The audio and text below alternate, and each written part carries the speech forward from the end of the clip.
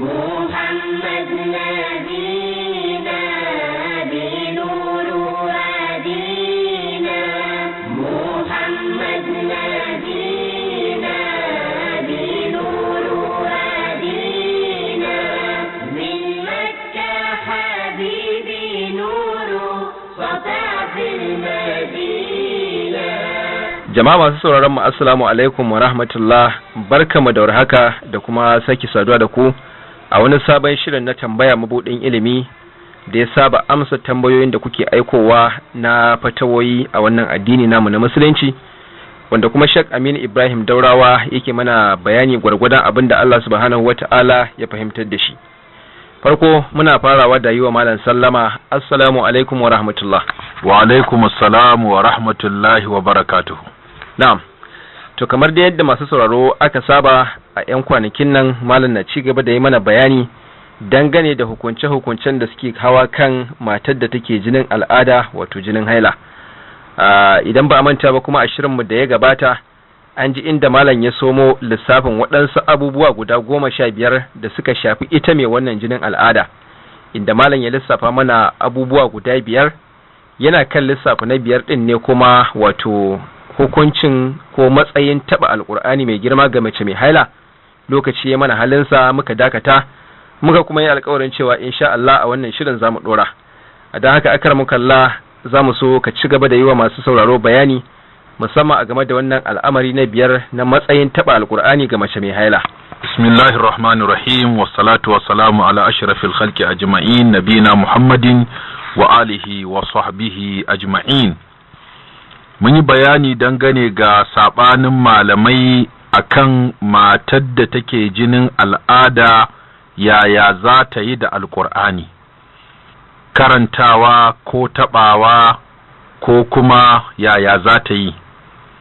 Mun ce malamai sun kasu kashi 3, akwai waɗanda suka haramta mata taba alkur'ani da karanta shi kwata-kwata a tsawon lokacin da take jinin al'ada, ba za ta karanta ba kuma za ta taba shi ba, ko karatun za ta yi sai dai ta yi a zuciyarta. A wajen waɗannan da ƙur'anin duka da rabi da aya 1 cikin aya 6,114 da sura 114 ba za ta ɗauki sura ko ɗaya kuma za ta ɗauki aya ko ɗaya ba, domin kowace aya alƙur'ani ce. In dai za a hana ɗaukar rabi, to hukuncin da ya hana ɗaukar rabin ya hana a ɗauki duka. Hukuncin da ya hana a taɓa ƙur'anin duka ya hana a taɓa ayarsa ɗaya, domin kowace aya ɗaya ma sunanta alƙur'ani. Malamai na biyu wanda suka halatta mata ta taɓa ta kuma karanta suka ce domin alƙur'ani ɗin maganar da aka yi game da taɓa shi bai shafe ta ba, kawai abin da ake so ta wanke hannunta domin kada ta shafawa ƙur'anin najasa. Amma tun da annabi sallallahu alaihi wasallam ya ce mana na Aisha haidaki ba a hannunki take ba, ya nuna kenan za ta iya mu'amala da duk wani abu mai tsarki matukar ba za ta shafa masa wannan jinin na al'ada ba. Su ma sun ba da hujjoji.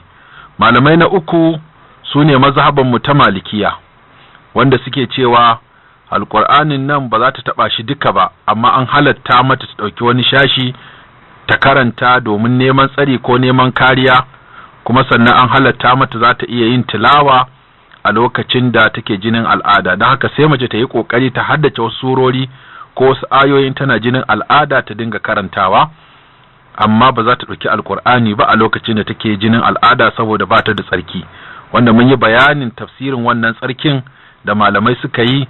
Shin tsarkin nan yana nufin na janaba ko tsarki na al'ada ko tsarki na alwala ko tsarki na musulunci? Don musulmi ma ana kiransa mai tsarki. Saboda haka mai tsarki ya kasu kashi 5 kenan. Akwai tsarki na musulunci, don Allah ya ce kafirai najasa ne, almumini la yanjisu, shi ko musulmi ba najasa bane. Akwai tsarki daga janaba na 2 kenan. Akwai tsarki daga daukewa jinin al'ada da yin wanka. Akwai tsarki da ma'anar yin alwala. Akwai kuma tsarki da ma'anar wanke hannu don kada datti ya taba alkur'anin. To wannan tafsiri da aka guda 5 na tsarki shine abin da ya jawo wannan tattaunawa da malamai suka yi akan wannan. Da muka ce wannan kaulin na ƙarshe shine yafi dacewa da irin yanayin mu, wato mazhaban mu ta Malikiya, kan cewa mace ba za ta dauki alkur'ani ba. Wannan ko zai zaburar da ita na ta yi kokari ta dinga yin tilawa lokacin da take cikin tsarki, ta haddace wasu surori ko ma ta haddace Qur'anin duka. Lokacin da ta shiga larura kuma sai ta dinga karanta waɗancan surori da ayoyi da ta haddace, wanda shine zai fi dacewa da ita. To sai mas'ala ta 6 shine mas'alar shiga masallaci.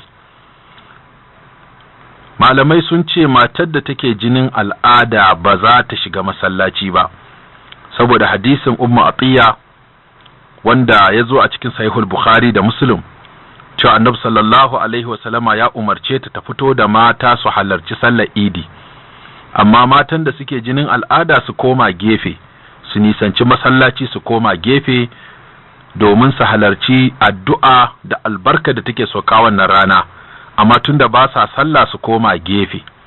To kalman cewa kada su shiga masallaci su koma gefe, wannan shine abin da malamai da yawa suka kafa hujja da shi, kan cewa mace ba za ta shiga masallaci ba lokacin da take jinin al'ada. Amma idan wucewa ne za ta yi ta masallacin, ko ta darura ce ta sa za ta shiga masallacin, kama a ce babu inda ake koya musu addini sai cikin masallacin, to wasu malaman za ka ga irin wannan sai ka ga waɗanda ba sa jinin al'adan su shigo cikin masallaci, wanda suke kuma su tsaya daga waje sai a kai musu sifika, su kuma suna jiwo karatun ta haka. Wasu kuma su ce su shiga domin neman ilimi ne na wajibi, shi kuma neman ilimin wajibi in akwai darura ba makaranta ba aji, mata suna iya shiga su koyi karatu. To amma kauli rajihi da dai za su nisanta masallacin da ya fi, saboda wancan hadisi na Ummu Atiya na cewa an umarci mata ranar Idi su nisanci masallaci, waɗanda suke jinin al'ada, wanda ko ba sa jinin al'ada su shigo masallaci a yi sallah tare da su. To wannan ita ce mas'ala ta 6 da ya shafi mace a cikin wannan mas'aloli guda 15. Sannan mas'ala ta 7 shine dawafi da ɗakin Allah. Macen da take jinin al'ada ba za ta je ta kewaye ɗakin Allah subhanahu wata'ala tana dawafi ba. Nana Aisha lokacin da aka tafi hajjin ban kwana, manzon Allah sallallahu alaihi wasallam ya tafi da ita, kuma sai an zo miƙati sai jini ya zo mata sai ta yi kuka. Sai manzon Allah sallallahu alaihi wasallam ya ce kin yi jini? Ta ce na yi jini. Sai ya ce to wannan wani abu ne da Allah ya rubuta wa mata 'yan adam, da haka ba laifi bane dan mace ta yi jini ko jini ya zo mata.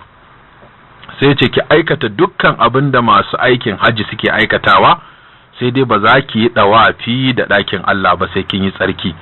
Da haka dawafi, mace koda tana tsakar dawafi jinin al'ada ya zo mata, to shikenan sai ta yanke wannan dawafin, adadin da ta yi a baya ya ruguje, ba za ta ce in ta samu tsarki za ta zo ta ɗora a kai ba, adadin baya ya ruguje, sannan kuma sai ta je ta haƙura har sai jini ya ɗauke. Da haka wannan shine mas'ala ta 7 da ya shafi macen da take jinin al'ada, ba za ta yi dawafi da ɗakin Allah ba, koda tana tsakar dawafin jini ya zo sai ta yanke. Mas'ala ta 8 itikafi. Da yake mata suna shiga itikafi tun a zamanin manzon Allah sallallahu alaihi wasallama, ko malamin risala ya tabbatar da cewa idan mace tana yin itikafi jini ya zo mata, sai ta fito ta dawo gida, in ta yi tsarki sai ta koma masallaci ta ci gaba da itikafinta. Haka mara lafiyan da rashin lafiyansa ya tsanani, shi ma ya baro masallaci ya zo gida domin ya samu ya jinya, in ya warke shi ma nan take sai ce raja'a sa'ata idin ilal masjidi. Daka da wannan mai lafiyar da ya warke, da wannan matan mai jinin al'ada din da ya ɗauke ta yi wanka, nan take ba da ɓata lokaci ba su koma masallaci su ci gaba da yin itikafinsu. Amma lokacin da take jinin al'ada sai ta baro masallacin ta dawo gida, amma alfarma itikafi yana nan a kanta, da ta samu tsarki sai ta koma. Sannan abu na 9 shine saki.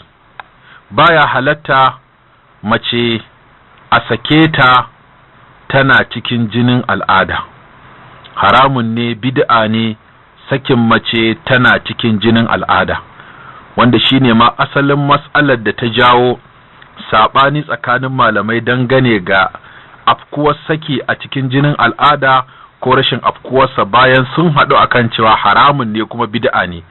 Abdullahi dan Umar yana da mata, shine asalin kissa a cikin Sahihul Bukhari da Muslim. shi kuma sayyidina Umar baya son wannan matar ta Abdullahi dan Umar, mewa yana ga bata dace da shi ba, sai umarci dan nasa yace ka sake ta. Sai Abdullahi dan Umar yace a shi ba zai saki matarsa ba. So haka sai yazo ya samu manzon Allah sallallahu alaihi wasallama yace nayi aure amma babana sayyidina Umar baya son matar, ya ce sai na sake ta. Sai manzon Allah sallallahu alaihi wasallama yace to ka sake ta mana. Da haka Abdullahi dan Umar dan gaggawar zartar da wannan umarni sai je saki matarsa tana cikin jinin al'ada. Sai kuma ga sayyidina Umar din ya zo isa mu manzon Allah sallallahu alaihi wasallama yace ai Abdullahi ya saki matarsa tana cikin jinin al'ada. Sai manzon Allah sallallahu alaihi wasallama yace ka umarce shi ya mai da ita, murhu falyuraji'iha, ka umarce shi ya mai da ita. Kalman cewa ya mai da ita sai ya zama kenan kamar sakin yayiyu, amma ana neman tilasta masa ya mai da ita saboda tana cikin jini. Wasu ko malaman suka ce a'a, tunda Allah ta'ala ce fatalliquhunna li'iddatihinna, ku sake su wato a lokacin da za su samu damar yin al'ada a yin idda, shine lokacin da take cikin tsarki ko take da ciki. Saboda haka suka ce wannan sakin na bid'a ne, a sake ta tana cikin jinin al'ada, wanda za mu yi bayani in muka zo babin saki akan maganganun malamai akan wannan saki na bid'a ne, amma sakin yayi in aka mata tana jinin al'ada, wanda shine mazhaban Malik da mazhaban Abu Hanifa da mazhaban Imam Ahmad bin Hanbal da mazhabar kuma al-Imam Shafi'i. Duka waɗannan malaman guda hudu sun tafi akan cewa wanda ya saki matarsa tana jikin al'ada ya aikata haramun, ya aikata babban sabo. Idan akwai ragowar saki tilasta shi ya mai da ita, kuma za mu ji ra'ayin yan kaɗan daga cikin malamai su ma da dalilansu na cewa wannan saki ma tun da dai an keta dokar Allah wajen yin sa bai ma yi ba a rushe shi, wanda za mu ji wannan bayanin insha Allah a gaba.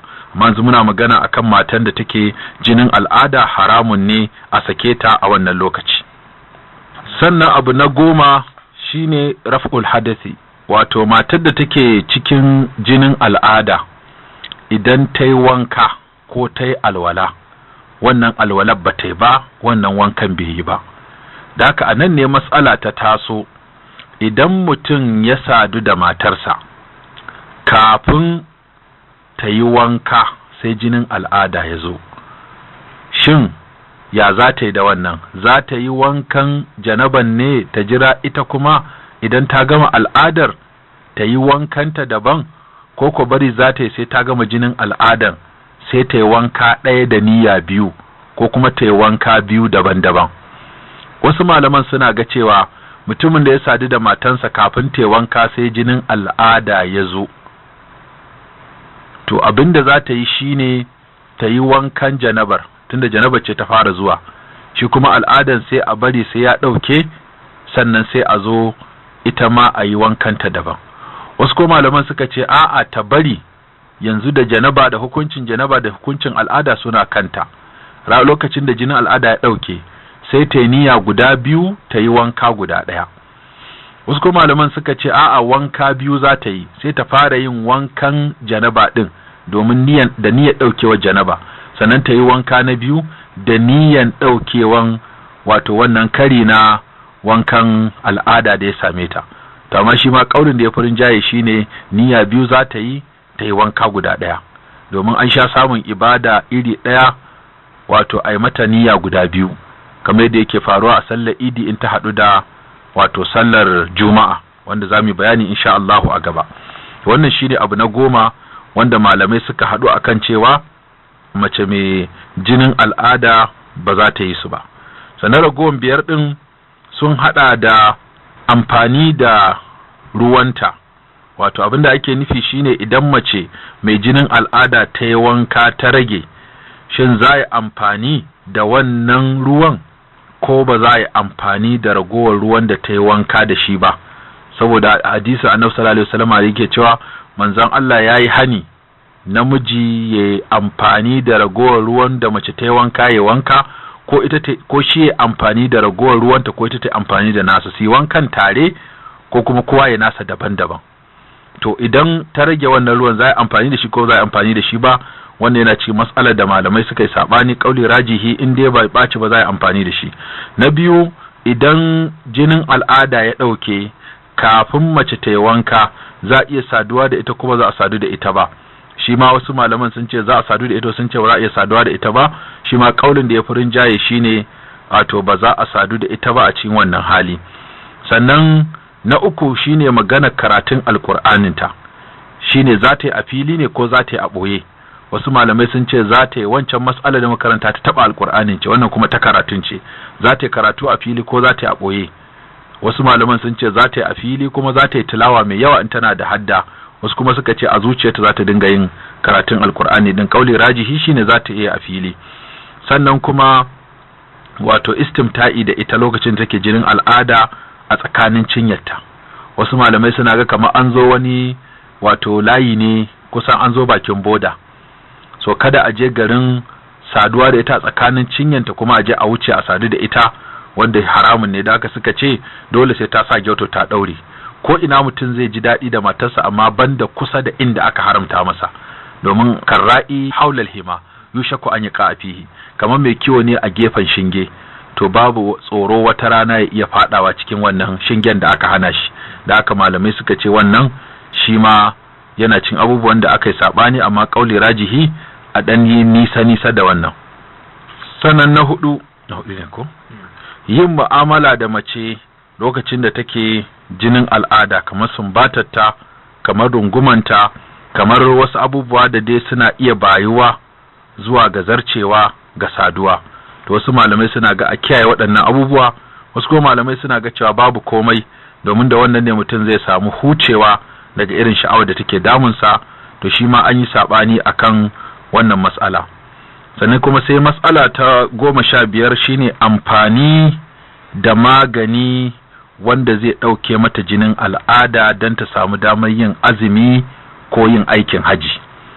Nan ma akwai saɓanin malamai, wasu suna ga cewa mace tana iya amfani da maganin da zai ɗauke mata jinin al'ada domin ta samu damar yin azumi, ko kuma ta amfani da maganin da zai ɗauke mata jinin al'ada don ta samu damar yin haji da umara. Wasu malamai sun ce to ɗaukewar jinin nan magungunan mafi yawa malamai sun yi tambaya an gaya musu suna da ɓangare na cutarwa, da haka haramun ne a wajen wasu malamai mace ta yi amfani da abin da zai ɗauke mata jini, ko ya jawo jinin lokacin sa bai ba, ko kuma ya ɗauke jinin a lokacin da zai zo. Suka ce waɗannan biyun duk bai kamata a yi amfani da su ba. Wasu malamai suka ce in dai an tambayi likitan da zai bata maganin ya ce babu wata cutarwa, ba zai rikita mata al'ada ba, ba zai cutar da ita ba, ba zai kuma haifar mata da wata matsala a kanta ko akan ɗanta da za ta haifa ko akan lafiyarta ko a watanta na gaba ba, to babu laifi in ta sha wani magani da zai kawo mata jinin ta yi ta gama, ko kuma ya ɗauke jinin zuwa wani lokaci. Amma maganin da mace za ta sha wanda zai ɗauke mata jini kwata-kwata, wannan haramun ne ta sha har sai ta nemi izinin mijinta, sai kuma idan an tabbatar cewa hakan ba zai hana ta ɗaukan ciki ko ya cutar da ita ko ya cutar da ɗan za ta haifa, ko ya hana ta ɗaukan ciki ko ya cutar da mijinta ba. Wato sai babu cutarwa ta ɓangare guda uku, ita ba za ta cutu ba, ɗan da za ta haifa ba zai cutu ba, mijinta yadda yake zaune da ita yake aure da ita ba zai cutu ba. Inda waɗannan sharaɗin guda uku, mafi yawan malamai a fatoyinsu sun halatta wa mace ta yi amfani da abin da zai jawo mata jini ko ya ɗauke mata. Da waɗannan su ne matsaloli 15 wanda aka yi ittifaki da wanda aka yi saɓani, wanda yake shafar macen da take cikin jinin al'ada. Na'am. To malam, idan jinin da ya ɗauke har wala yau, idan mace ta zo za ta yi wankan ɗaukewar wannan jini, akwai maganar cewa ta warware kitsan da ke kanta domin ruwa ya ratsa kanta ko da ina da ina. Da dama waɗansu daga cikin yan uwan mata malam ba su san cewa ana warware wannan kitsan ba, yaya abin yake? To abinda wata daga cikin sahabbai mata ta tambayi manzon Allah sallallahu alaihi wasallama cewa mace za ta warware gashin kanta a lokacin da za ta yi wankan janaba, sai manzon Allah sallallahu alaihi wasallama ya ce a'a, idan kuma za ta yi wankan ɗaukewan jinin al'ada fa, sai ya ce wannan ya nuna kenan duk sanda mace za ta yi wankan jinin al'ada sai ta warware gashin kanta, amma idan na janaba ne sai dai ta bubbuga ruwa iya wanda ya shiga, amma shi na al'ada sai an warware gashin kai. abinda yasa shi na janaba aka mata sauki, akwai tsanani da mashakka ga mace a ce kullum mijinta ya sadu da ita sai ta warware gashin kanta. Wannan zai zama kenan idan mijinta mai saduwa da ita kullum ne ko duk kwana biyu ne, ka kullum kenan sai ta yi kitso ta ware, to akwai tsanani akan wannan.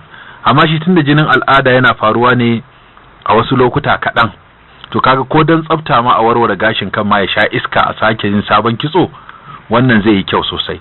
Da haka sai aka mata sauki a wajen janaba, ba sai ta ware gashin kanta ba, amma a wajen da ya shafi wankan ɗaukewa jinin al'ada lalle sai ta warware gashin kanta. Har wata rama an taɓa samun wato matsala akan wannan tsakanin sahabban Annabi sallallahu alaihi wasallama, shine Abdullahi dan Umar da Nana Aisha. Shi Abdullahi dan Umar ya bada fatawa cewa duk sanda mace za ta yi wankan janaba sai ta ware gashin kanta. Sai aka gaya mana Nana Aisha tace to a gaya masa ya sa su aske gashin kan mana gaba ɗaya su huta. Tace mu mun kasance ana umartar mu idan muna da janaba mu yi wanka ba sai mu ware gashin kanmu ba, amma in na al'ada ne, na wankan na al'ada ne, to an umarce mu da mu ware gashin kanmu, wanda kaga shine yafi sauki saboda shi ba ko da yaushe yake faruwa ba. To malam, idan ya kasance kitsan da suka yi kamar irin wanda aka daddaure ne da zare ko roba haka, shi ma wannan sai an warware shi ko kuwa? Idan roba din ta daure ta mau ta yadda ruwa ba zai ratsa roban ya taba gashin ba, ko zaren an daure shi ta mau ta yadda ko ya jike da ruwa jikewan ba zai ratsa zaren ya taba gashin ba, to wannan wajibi su warware, domin daga cikin sharadin wanka akwai ta'amimul jasad bil ma'i, a game dukkan jiki da ruwa.